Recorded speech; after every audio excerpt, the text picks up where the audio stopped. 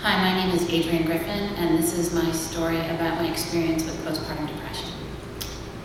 I have always been brave. In the 1980s, I survived shoulder pads, big hair, and the United States Naval Academy. In the 1990s, I went to Somalia during that country's famine and civil war. And then I came home and worked for the IRS. I thought I was brave.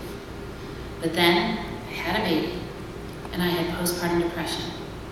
So instead of enjoying what is supposed to be the happiest time in a woman's life, I was overwhelmed and anxious and irritable.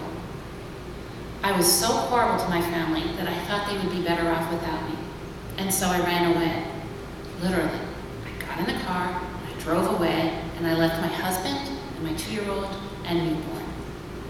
But I went back. That's how I knew I was brave. It turns out that 1 in 5 new mothers have to be brave to overcome postpartum depression. In fact, this illness is the most common complication of pregnancy and childbirth. Like these new mothers, I wondered, why do I have to be brave? Seriously, I was already doing my part. We spent 9 months being weighty and poked and prodded, diligently attending every childbirthing class and breastfeeding class, reading all the books, buying all the gear, listening to all the well-meaning advice. And then we survived labor and delivery, somehow helping a small human being escape our bodies. We survived sleep deprivation and all the craziness of breastfeeding. And we also have to be brave? I mean, seriously, isn't this someone else's job? I mean, why couldn't my husband be brave? Or my doctor, my lactation consultant, my next door neighbor, or my sister, or my children's pediatrician, who I called 5 times a day because I kept thinking there was something wrong with the baby. But in fact, there was something wrong with me. Being brave meant asking for help over and over and over for 6 months until I finally found someone who understood what I was going through.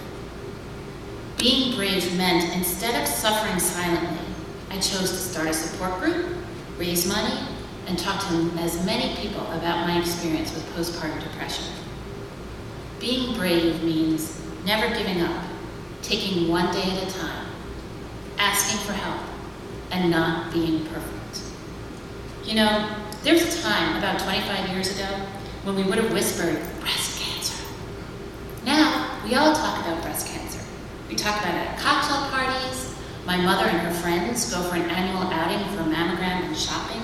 I mean, professional football players wear pink socks in October to raise awareness about breast cancer. Seems to me we need to talk about mental health complications with the same openness, compassion, and understanding that we talk about physical health. It's my hope that within the next 25 years, no, actually in the next 5 years, that every new mother will receive information about mental health complications and have access to help. Because if a mom's not happy, then nobody is happy.